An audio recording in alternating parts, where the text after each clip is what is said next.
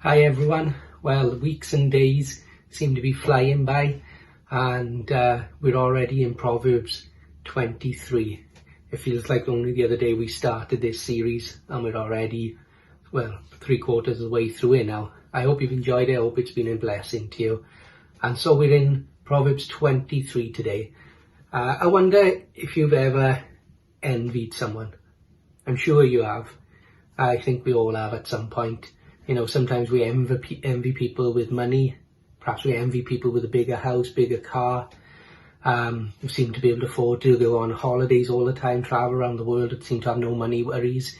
It's so easy to envy other people, the way they look, their possessions, just their lifestyle, even their fame and their celebrity status.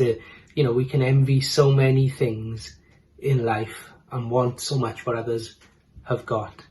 And the reason I talk about that a little bit this morning is because in Proverbs 23 it addresses this, and it's talking about leaders and rulers and wealthy people, and it tells us that when we sit with them, be careful that they don't have ulterior motives, be careful that we don't desire what they have and envy them and want the wealth they've got and burn ourselves out and work ourselves to the bone pursuing it, when really wealth will fade away and physical possessions and the stuff that we cling to will all one day disappear.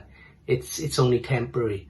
And so Proverbs 23 is Solomon's wisdom about having the right priorities, desiring the right things, and being careful what influences our lives, what we pursue. And in verse 17 it says this, it says, "Don't allow the actions of evil men to cause you to burn with anger. Instead, burn with unrelenting passion as you worship God in holy awe. Your future is bright and filled with a living hope that will never fade away."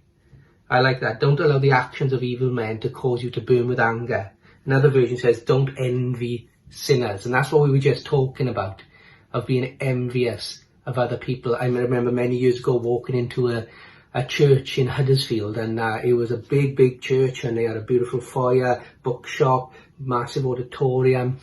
They had a section that was glassed off up at top, like a balcony area, with chairs and tables, and it was a fantastic building. And the guy who passed it was a great pastor, and I remember walking in and going, wow, look at this place, it's awesome. But instead of just being appreciative and thankful for what God was doing there, I started to think to myself, wow, I would like a church like this. I'd like to have a big building like this, and be able to have a bookshop and a big auditorium. And, I think there's about 1,000 people attending that church. You think, wow, I'd love this. And I remember God just speaking to my heart and saying, so you don't appreciate what I've already given you? You don't love the church that I've already given you? And I remember saying, well, of course I do. But God was starting to show me that I was being envious of other people's ministry, perhaps other people's churches, just taken in by all the glitz and glamour. When the truth is that pastor probably had problems to deal with. He had issues that were in the church. It all looks great from the outside, but like everything, there's a lot of things going on behind the scenes that we don't know. And we don't know the price he paid to get to that place and the journey he's been on. But the point is this, that I should have been thankful for what God was doing there rather than wanting it for myself.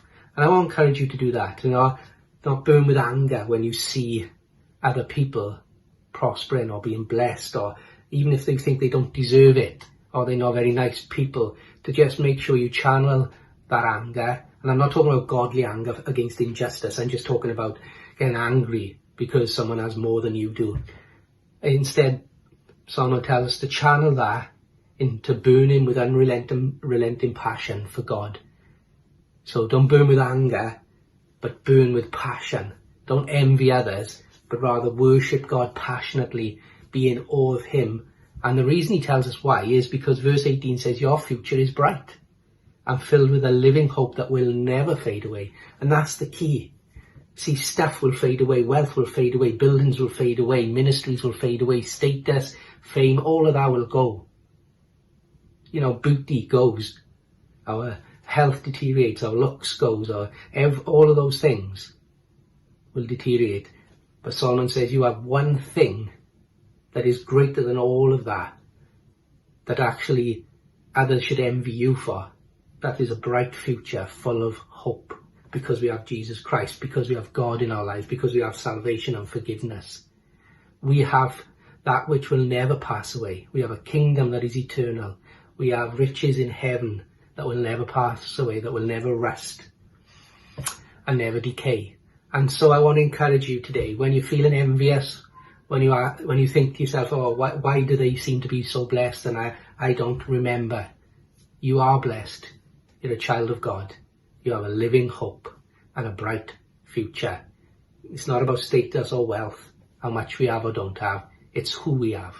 We have Jesus Christ, the hope of glory. So be blessed today, be encouraged, because the Son of God is with you, lives in you, and is walking with you throughout your day. Have a great day, guys, and be blessed.